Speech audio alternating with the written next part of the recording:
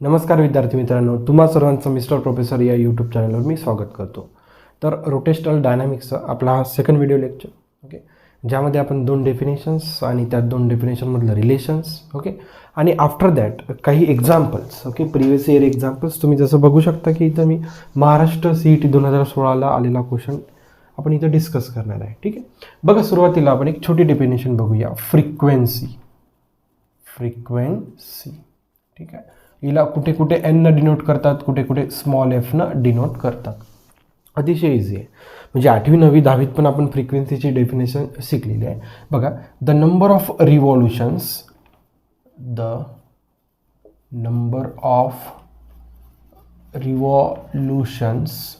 Okay, revolutions describe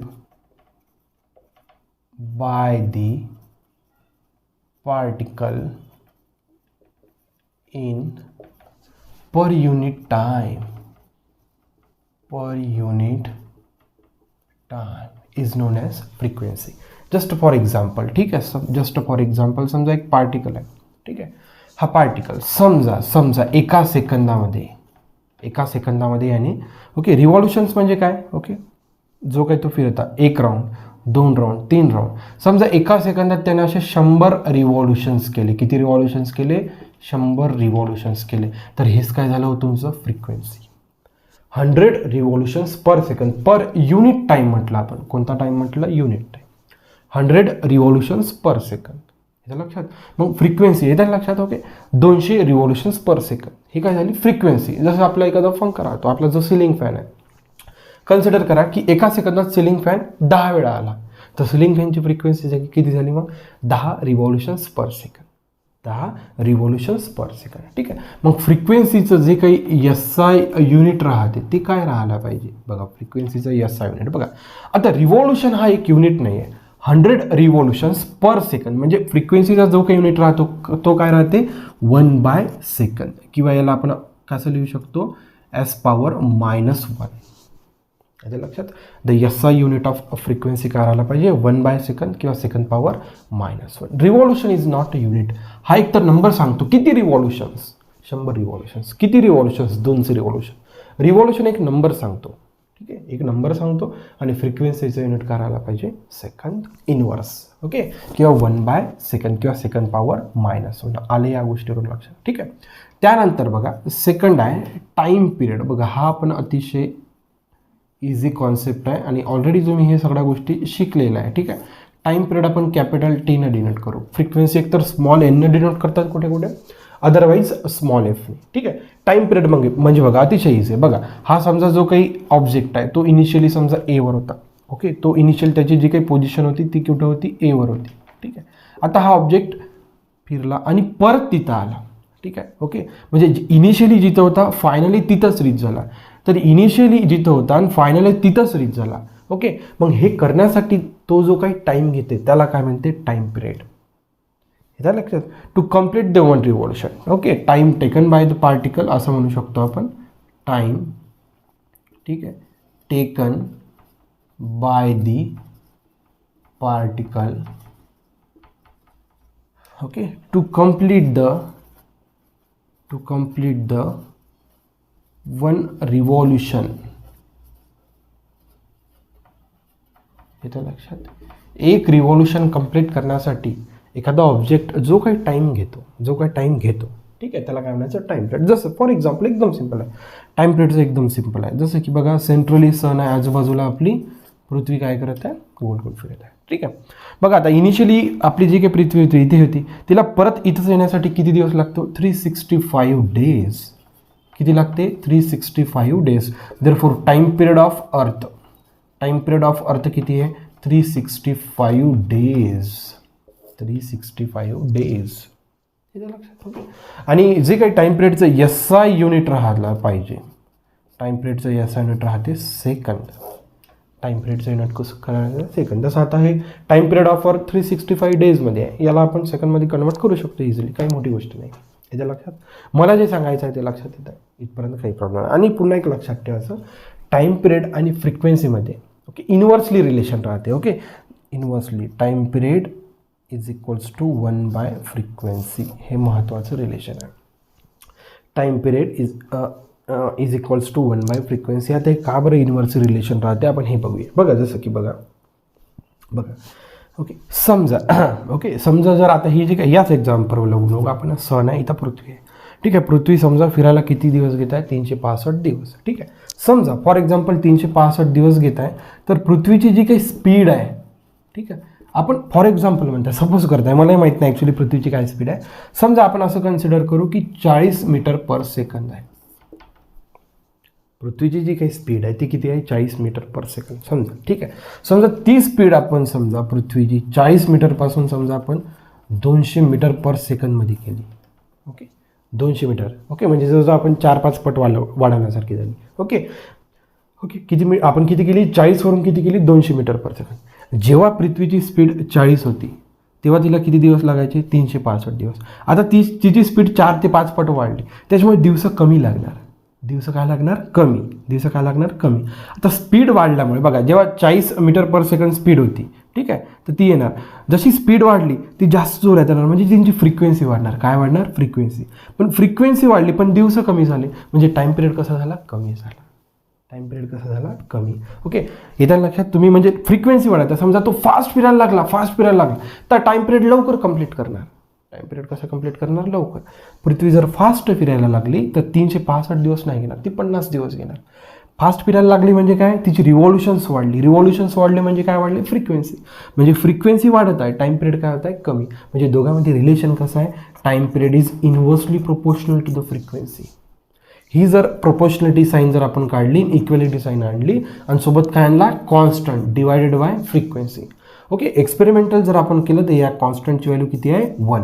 म्हणजे केच्या ठिकाणी किती ठेवू शकतो आपण? 1. केच्या ठिकाणी जर 1 ठेवला तर टाईम पिरियड आणि फ्रिक्वेन्सीमध्ये काय रिलेशन झालं? Capital T time period equals to 1 by frequency of that object. Clear? ठीक आहे, या गोष्टी तुम्हाला सगळं अंडरस्टँड झाल्या पाहिजे व्यवस्थितरित्या. ठीक आहे, ज्यांना कोणाला नोट डाऊन करायचं आणि नोट डाऊन करायला शिका. जोपर्यंत तुम्ही नोट डाऊन नाही करणार तोपर्यंत हे लेक्चर व्यवस्थितपणे लक्षात नाही येणार. ठीक आहे, बघा आपण इकडला पोर्शन रिमूव्ह करून घेऊ. ठीक आहे, हा जो काही एक्झाम्पल आहे महाराष्ट्र सिटी. आता याच्यानंतर आपल्याला 2-3 एक्झाम्पल्स बघायचे. एक नीट 2019ला आलेला पण एक नीटचा क्वेश्चन आहे, तो पण बघूया. बघा, हे तुम्हाला पॉज करून नोट डाऊन करून घ्या. ओके, बघा त्यानंतर बघा तुम्हाला फ्रिक्वेन्सी आणि टाईम पिरियडचा कॉन्सेप्ट क्लिअर झाला. ठीक आहे, त्याच्यानंतर एक रिलेशन आहे, ते रिलेशन बघूया आपण. ओके, मी जसं तुम्हाला पहिलेच बोललो होतो की relation between time period and frequency. Time period okay and frequency. बघा, हा एक कॉन्सेप्ट झाला की तो एक्झाम्पल आपण टच करू शकतो. बघा, relation between time period and frequency अतिशय सिंपल आहे. ठीक आहे, okay, time period. Okay, time period म्हणजे काय म्हटलं? जिथनं सुरुवात झाली तिथं परत येणे. आता ऑब्जेक्ट लिनियर मोशन परफॉर्म नाही करता. कोणतं मोशन परफॉर्म करता? अँग्युलर किंवा सर्क्युलर. अँग्युलर म्हणजेच काय? सर्क्युलर. ठीक आहे, ओके, मग त्याच्याकडे कोणती वेलॉसिटी राहते? Angular velocity. कोणती वेलॉसिटी राहते? अँग्युलर वेलॉसिटी कशी डिनोट करतो आपण? ओमेगा. वेलॉसिटी म्हणजे काय? Displacement upon time. ओके, आता ऑब्जेक्ट अँग्युलर मोशन परफॉर्म करताय तर इथं कोणतं डिस्प्लेसमेंट पाहिजे? Angular displacement. ओके, आणि अपॉन टाईम. ठीक आहे, बघा आता बघा, एक समजा त्याने राऊंड कंप्लीट केला तर जो काही टाईम घेतो त्याला काय म्हणतो आपण? टाईम पिरियड कशाने डिनोट केलं? T. ठीक आहे, आणि एक समजा तो कंप्लीट सर्कल केल्यानंतर, एक राऊंड कंप्लीट केल्यानंतर त्याचं अँग्युलर डिस्प्लेसमेंट किती राहते? 360 डिग्री किंवा 2π रेडियन. 360 डिग्री किंवा 2π रेडियन. बघा हे कसं आलं सांगतो. बघा, वेलॉसिटी म्हणजे काय राहते? वेलॉसिटी म्हणजे काय राहते? Displacement okay upon time. Velocity म्हणजे काय राहते? Displacement upon time. ही जेव्हा एखादा ऑब्जेक्ट लिनियर मोशन परफॉर्म करते तेव्हाची डेफिनेशन. ही लिनियर वेलॉसिटी झाली. आता ऑब्जेक्ट लिनियर मोशन परफॉर्म करताय का नाही? अँग्युलर. मग कोणती वेलॉसिटी राहते? अँग्युलर, म्हणून अँग्युलर वेलॉसिटी. ठीक आहे, आता हा डिस्प्लेसमेंट राहतो लिनियरसाठी. ओके, अँग्युलरसाठी अँग्युलर डिस्प्लेसमेंट की यानं किती डिग्री कव्हर केला. ओके, आता एक रिव्हॉल्युशन कंप्लीट केल्यानंतर तो 360 डिग्री कव्हर करतो म्हणजे 2π. ठीक आहे, आणि ते कव्हर करण्यासाठी जो काही टाईम लागला त्यालाच काय म्हणतो आपण? Time period. कारण की आपण एकाच रिव्हॉल्युशनची गोष्ट करतो. मग एक रिव्हॉल्युशन कंप्लीट करण्यासाठी जो काही टाईम लागला तो कशाने डिनोट केला? Time period. Okay, angular velocity, angular displacement आणि टाईम किंवा टाईम पिरियड. ठीक आहे, चला इथपर्यंत काही प्रॉब्लेम नाही. ठीक आहे, बघा आपण याच्या अगोदरच टाईम पिरियड आणि फ्रिक्वेन्सीमध्ये एक रिलेशन बघितली की T equals to 1/f. Okay okay, याला असं लिहू शकतो आपण ऑर असं लिहू शकतो F equals to 1/t. F इकडे गेला, टी खाली आला, एफ इक्वल्स टू 1/t. आता बघा इथं therefore omega equals to 2π into 1/T लिहू शकतो, बिलकुल लिहू शकतो. मग 1/Tच्या ठिकाणी काय पुट करू, F. Therefore omega equals to 2π into F. Okay, हे रिलेशन महत्त्वाचं आहे. ठीक आहे, रिलेशन बिटवीन ओके ओके काय होतं आपलं, time period and frequency, time period and frequency, time period and frequency. म्हणजे दोन्ही तिन्ही रिलेशन तुम्हाला लक्षात ठेवायचे. ओके, म्हणजे हा एक ओके आणि हा एक, हे दोन्ही रिलेशन्स. ओके, या छोट्याशा फॉर्म्युल्यावर महाराष्ट्र CET म्हणा, केरला CET म्हणा, 2-3 क्वेश्चन्स तिथे आलेला आहे. ठीक आहे, छोट्याशा एकदम फॉर्म्युल्यावर आणि एक नीटमध्ये क्वेश्चन आलेला आहे, तोही अतिशय महत्त्वाचा आहे. चला इथपर्यंत काही प्रॉब्लेम नाही. Okay, then we will move to the next numerical section. नाव see what they have given and what we have to find it. Okay, बघा angular speed of hour hand. ठीक आहे, म्हणजे जो काही क्लॉक राहते तिच्यातला hour hand. Okay, angular speed of hour hand of a clock in degree per second. Okay, म्हणजे काय क्वेश्चन विचारला आहे, क्लॉकमधल्या आवर हँडचा आपल्याला काय विचारला आहे, अँग्युलर स्पीड. काय विचारला आहे, अँग्युलर स्पीड. अँग्युलर स्पीडचा फॉर्म्युला काय आहे, ओमेगा इक्वल्स टू 2π/t. ठीक आहे, आता समजा आवर हँड, समजा इथं समजा 12 वाजलेला आहे. ठीक आहे, समजा आवर हँड समजा इथे आहे. ओके, आता याला परत 12वर यायला किती तास वेळ लागते, 12 तास. ठीक आहे, इथं लक्षात समजा आवर हँड समजा इथं 3वर आहे. ओके, याला परत 3वर यायला इथं लक्षात 3 पासून इथं 6, 3 घंटे, इथून इथं 3 घंटे. ओके, इथून इथं 3 घंटे, म्हणजे 3 आणि 3 6, 6 आणि 3 9. ओके, 9 आणि 3 12, म्हणजे परत 3वर यायला त्याला किती घंटे लागत आहे, किती घंटे लागत आहे, 12 घंटे. ओके, म्हणजे आवर हँडसाठी टाईम पिरियड किती झाला, 12 घंटे. इथं लक्षात for hour and okay time period for hour and equals to 12 hours. हे समजलं ना तुम्हाला, इथं लक्षात. समजा तो 2वर आहे, समजा तो 2वर आहे, 2वर परत यायला किती वेळ लागत आहे, 12 घंटे. ओके, म्हणजे जिथून गेला तिथंच परत येणे, यालाच काय म्हटलं आपण, टाईम पिरियड. काय म्हटलं आपण, टाईम पिरियड. आपल्याला कारण की आपल्याला आवर हँडची काय विचारली, अँग्युलर व्हेलॉसिटी, आणि अँग्युलर व्हेलॉसिटीचा फॉर्म्युला आहे 2π/t. काय फॉर्म्युला आहे, 2π/t. 2π म्हणजे तू परत येत आहे म्हणजे तू 360 डिग्री कव्हर करताय, 2π रेडियन, काही प्रॉब्लेम नाही. टी म्हणजे काय, टाईम पिरियड. आता आवर अँडसाठी टाईम पिरियड किती आहे, 12 hours. बस ती व्हॅल्यू टाका, कॅल्क्युलेट करा. इथं लक्षात, ती व्हॅल्यू टाका आणि कॅल्क्युलेट करा. पुन्हा एक गोष्ट त्यांनी कशात विचारलं, आपल्याला विचारलं बेटा डिग्री पर सेकंड. ओके, आता हे 2π काय झालं, ओके 2π रेडियन झालं. 2π काय झालं, रेडियन. आपलं रेडियनचं कन्व्हर्जन कशात करायचं, डिग्री. ते एकदम सोपं आहे, काही मोठी गोष्ट नाही आहे. जसं की बघा पाय म्हणजे 180 डिग्री. पाय म्हणजे किती, 180 डिग्री. हा पाय नाही, फक्त हा पाय रेडियन आहे. हा पाय काय, pi radian equals to 180 degree. आपल्याला 180 डिग्रीमध्ये येईल. बघेल आपण असं लिहू शकतो का, पाय इंटू 1 रेडियन लिहू शकतो आपण, इक्वल्स टू काय लिहू, 180 डिग्री. ठीक आहे, आपल्याला 1 रेडियन पाहिजे. ओके, काय पाहिजे, 1 रेडियन. 1 रेडियन म्हणजे 180 degree divided by pi. Okay, कारण की बघा omega equals to 2 into okay pi into 1 radian लिहू शकतो मी. 1 मल्टिप्लाय केलं तर काही फरक पडते काय, 1 मल्टिप्लाय केलं तर काही फरक पडते. हा जस्ट पाय नाही आहे, पाय रेडियन आहे. ओके, पाय काय, रेडियन. मग आपण पायला कशाने मल्टिप्लाय केलं, 1ने मल्टिप्लाय केलं तर काही फरक पडत नाही. आणि 1 रेडियन इक्वल्स टू काय लिहू शकतो, 180 डिग्री डिवायडेड बाय पाय. म्हणजे जे काही टोटल म्हणजे जे काय अँग्युलर व्हेलॉसिटी आहे ती कशात चालली, डिग्रीमध्ये चालली. कशात चालली, डिग्री. बघा therefore omega equals to 2π divided by T into 1 रेडियनच्या ठिकाणी 180 डिग्री डिवायडेड बाय मी काय लिहू शकतो, पाय. ठीक आहे, म्हणजे आपण डिग्रीमध्ये आणलं. कशात आणलं, डिग्री. कसं आणलं समजलं ना, पाय नसतो, फक्त तो पाय रेडियन असतो. Pi radian equals to 180 degree. मग पाय रेडियनला पाय इंटू 1 रेडियन लिहू शकतो. 1ने मल्टिप्लाय केलं तर काही फरक पडत नाही, equals to 180 degree. Therefore 1 radian equals to 180 degree divided by pi. तेच मग ॲडजस्टमेंट केलं आपण. क्लिअर. बघा त्यानंतर बघा therefore omega equals to simple calculations करू. बघा पाय काय झालं इथं कॅन्सल, म्हणजे 2 इंटू 180 डिग्री डिवायडेड काय लागलं, टाईम पिरियड. टाईम पिरियड कशाचा, आवर हँडचा. आवर हँडचा टाईम पिरियड किती आहे, 12 hours. किती आहे, 12 hours. Therefore omega equals to 2 into 180 degree divided by 12 hours. 12 hours. ठीक आहे. बघा आता बघा 12 इंटू 1 लिहू शकतो. 12 इंटू काय लिहू शकतो 1. ठीक आहे. आपल्याला बघा कशात पाहिजे, डिग्रीमध्ये तर आणला आपण, डिग्रीमध्ये कन्वर्ट केला. कशात काय पाहिजे, डिग्री पर सेकंड. ओके, म्हणजे जो काय अँग्युलर डिस्प्लेसमेंट आहे तो डिग्रीमध्ये पाहिजे आणि टाइम पिरियड कशामध्ये पाहिजे, सेकंड. जो काय अँग्युलर डिस्प्लेसमेंट ओके रेडियनमध्ये होता तो आपण कशात कन्वर्ट केला, डिग्री. आता जो काही टाइम पिरियड आवरमध्ये आहे तो कशात कन्वर्ट करायचा आपल्याला, सेकंड. ठीक आहे. 1 आवर म्हणजे किती, एकदम इझी आहे बघा. 1 आवर म्हणजे 60 मिनिट. 60 मिनिट 60 ने लिहिता 60 इंटू 1 मिनिट लिहू शकतो. 60 न लिहिता 60 इंटू 1 मिनिट. 1 मिनिट म्हणजे किती सेकंद, 60 सेकंद. देअरफॉर हे किती झाले, 3600 सेकंद.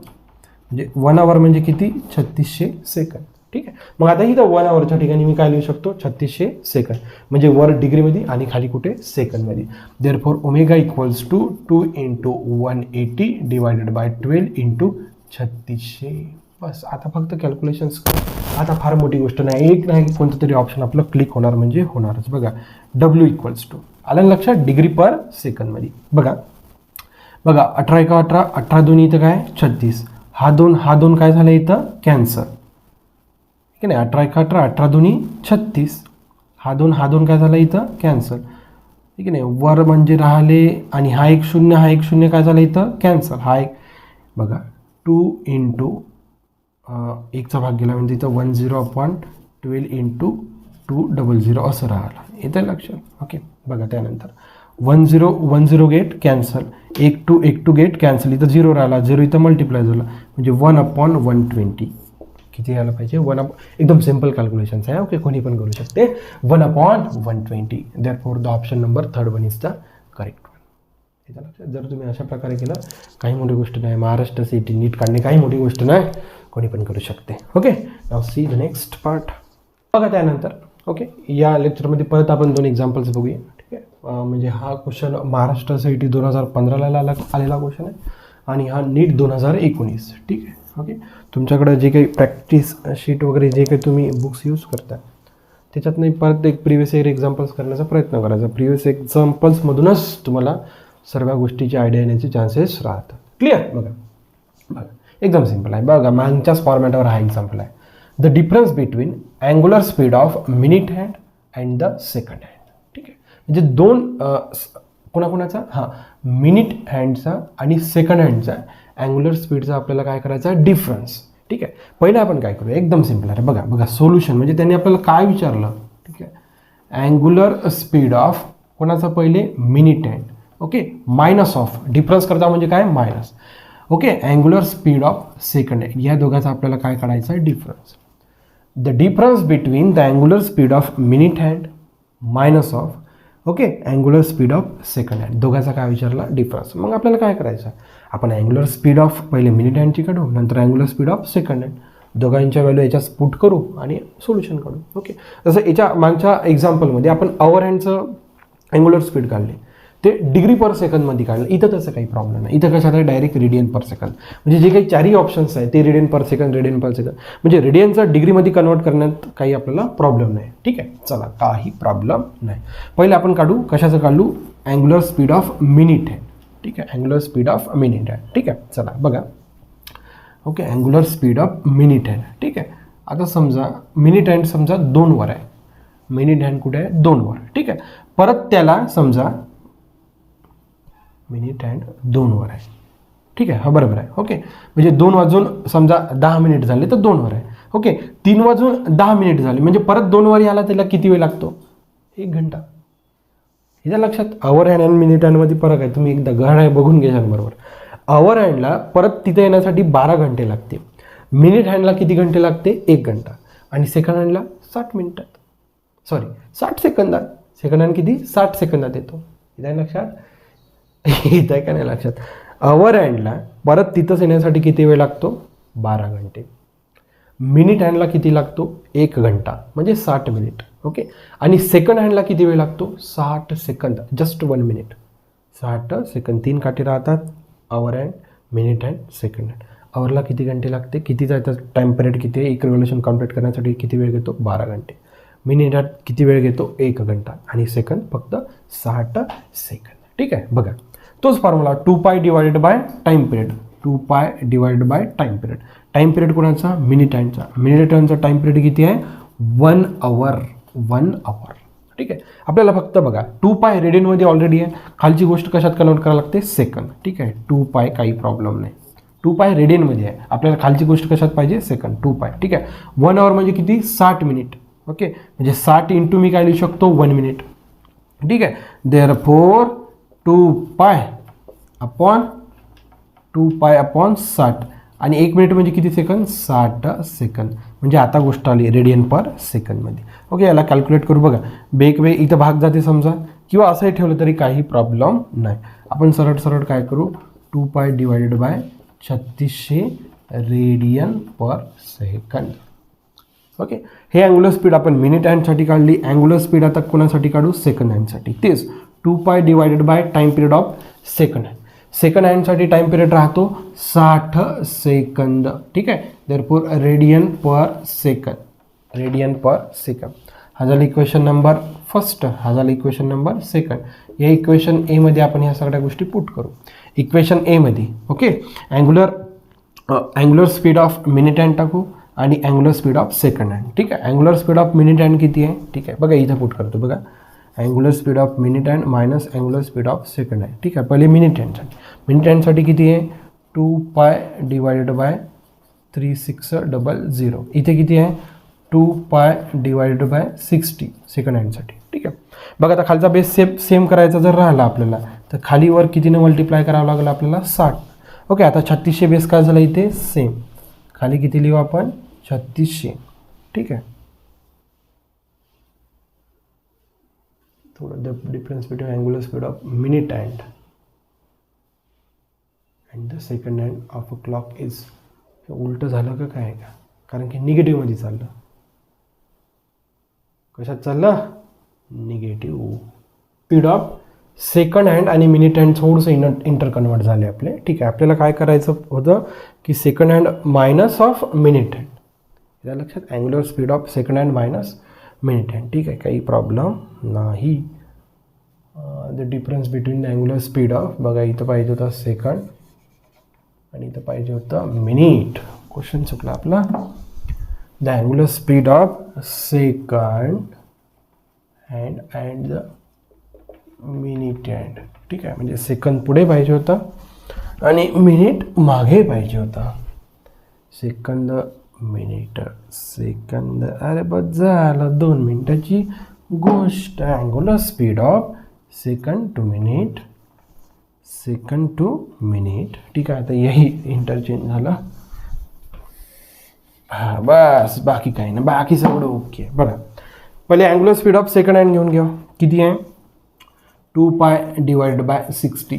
ओके, याचं घ्या मिनिटचं. 2π डिवायडेड बाय 3600. आपल्याला बेस सेम करायचा आहे. 60नी खालीवर आपण काय करू? मल्टिप्लाय. म्हणजे 3600 आपला बेस काय झाला? सेम. ठीक आहे, 60 गुणिला 2 120 times pi minus of 2 times पाय. ठीक आहे, आता काय बघा याच्यातून पाय कॉमन निघाला. पाय का निघाला? कॉमन. खाली किती शिल्लक राहिला? 3600. 120 मायनस 2 किती राहिलं? 180. ठीक आहे, 2 2चा भाग द्या. ठीक आहे, बघा इथे राहते 59, इथे राहते 1800. ठीक आहे, आणि काय शिल्लक राहिला? पाय. कशामध्ये? Radian per second. 59 divided by 1800 radian per second. Option number second will be the correct option. काही नाही मोठी गोष्ट होती. हे लक्षात, फक्त हे लक्षात घ्यायचं आणि जस्ट आपण बेसिक फॉर्म्युला यूज करायचं. काही मोठी गोष्ट करत नाही आहे. पण बघा नीट 2019ला रिसेंट क्वेश्चन आहे आणि किती सोपा आहे ते क्वेश्चन पण बघून घ्या. 2 particles A and B are moving in a uniform circular motion. इथं UCM लिहिलं. सर्क्युलर मोशन परफॉर्म करत आहे uniform in concentric circles of radii RA and RB. Circle जो काय कॉन्सेंट्रिक आहे, सेंटर एक आहे. कॉन्सेंट्रिक म्हणजे काय? सेंटर आहे. ओके, एकाची रेडियस आहे R आहे. जो काही पार्टिकल बी आहे त्याची रेडियस आहे R B with speed of, त्यांची स्पीड दिलेलं आहे मग V आहे V B respectively. Full stop. Their time period of revolution is same. दोघांच्या टाइम पिरियडचा रिव्हॉल्युशन कसं आहे? Same. The ratio of angular speed of A to that of the B. काय विचारलं आपल्याला?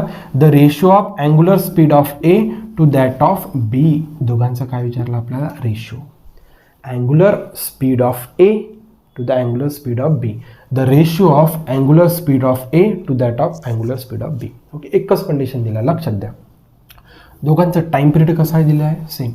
Time period of particle A is equals to time period of particle B. बस हाच एक इम्पॉर्टंट बघा, याला इक्वेशन नंबर ए केलं, या इक्वेशनवरूनच तुम्ही फाइंड आउट करू शकता. ठीक आहे, बघा दोघांचा टाइम पिरियड कसा आहे झाला बघा. जसं बी, जर समजा हा पहिला पार्टिकल आहे, पहिला पार्टिकलची समजा हा ए पार्टिकल झाला, ठीक आहे, तो असा सर्क्युलर मोशन परफॉर्म करत आहे. ठीक आहे, त्याच्यानंतर बघा ओके हा बी पार्टिकल झाला, ठीक आहे, तो असा सर्क्युलर मोशन काय करत आहे, परफॉर्म करत आहे. ठीक आहे, A particle circular motion perform करत आहे, त्याची रेडिकल्स आर आहे. B particle circular motion perform करत आहे, त्याची radius R suffix B. A पार्टिकलची आपल्याला वेलॉसिटी दिलेली आहे व्ही सफिक्स ए, बी पार्टिकलची वेलॉसिटी दिली आहे व्ही सफिक्स बी. दोघांचा टाइम पिरियड कसा आहे, सेम. टाइम पिरियड कसा आहे, सेम. बघा एक आपल्याकडे रिलेशन आहे, omega equals to 2 pi divided by T. Therefore or T equals to काय लिहू शकतो आपण, 2 pi divided by omega. T equals to काय लिहू शकतो आपण, T equals to 2 pi divided by. हाच टाइम पिरियडचा फॉर्म्युला पहिले ए साठी लिहू, नंतर बी साठी लिहू, दोन्ही व्हॅल्यू इथं पुट करू. इथं हा इक्वेशन का आपण कुठनं घेतला, कंडिशन. गिवन कंडिशन काय की दोन्ही पार्टिकल ए आणि पार्टिकल बी दोघांचा टाइम पिरियड कसा आहे, सेम. ठीक आहे, बघा टाइम पिरियडचा फॉर्म्युला दोघांसाठी इथून लिहितो बघा. 2 pi divided by angular velocity of A equals to 2 pi divided by angular velocity of B. काही प्रॉब्लेम नाही. आपल्याला काय विचारलं, ओमेगा ए आपण ओमेगा बी, म्हणजे हा ओमेगा इकडे शिफ्ट करू. 2 पाय काय झाला, cancel. 1/1 equals to omega A divided by omega B. याचा लक्षात. 2 पाय कॅन्सल झाला, इथं काय शिल्लक राहिला 1. हा ओमेगा इथं शिल्लक इकडे गेला, तर इथं काय शिल्लक राहिला 1. 1/1 ओमेगा इक्वल्स टू आपण ओके ओमेगा जो काय angular velocity of A particle आहे तो वर शिफ्ट केला इकडे क्रॉसमध्ये. मग किती राहिला पाहिजे, 1:1. रेशो किती राहिला पाहिजे, 1:1. याच्या लक्षात. ओके, भले त्यांचं जर अँग्युलर वेलॉसिटी किंवा लिनियर वेलॉसिटी कमी जास्त राहिली, ओके, त्यांचा जो काही म्हणजे टाइम पिरियड जर सेम राहिला तर अँग्युलर वेलॉसिटीचा जो काही रेशो आला पाहिजे 1:1. ठीक आहे, बघा मेडिकलमध्ये हा क्वेश्चन AIPMTमध्ये पण विचारलेला आहे.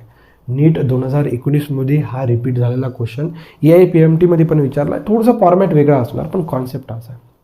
सेम एज कंडिशन आहे, सेम एज कंडिशन. 2 पार्टिकल दिलेले आहे, कॉन्सेंट्रिक सर्कल्स आहे, किंवा कॉन्सेंट्रिक सर्कल नाही राहिलं तरी चालते ना. समजा डिफरंट 2 सर्कल्स आहे, याचा सर्कल डिफरंट आहे, याचा डिफरंट सर्कल आहे, राहू द्या ना. पण दोघांचा टाइम पिरियड कसा आहे, सेम. जेव्हा दोघांचा टाइम पिरियड सेम येतो तेव्हा दोघांच्या अँग्युलर वेलॉसिटीचा रेशो किती येते, 1:1. किती यायला पाहिजे, 1:1. ठीक आहे, AIPMTमध्ये क्वेश्चन तो असा आला. डिफरंट सर्कल्स घेतले, पार्टिकल ए या सर्कलमध्ये फिरतात, पार्टिकल बी या सर्कलमध्ये फिरतात, दोघांचा टाइम पिरियड कसा आहे, सेम. कॉन्सेंट्रिक सर्कल म्हटलं, शेवटी तर कॉन्सेप्ट तोच आहे ना. ओके, क्वेश्चन तिथनंच आला. ओके, क्वेश्चन तिथनंच आला. बघा तुम्हाला जर व्हिडिओ आवडत चालले असेल तर लाईक शेअर सबस्क्राईब करायला विसरू नका. So thank you for watching. See in the next video.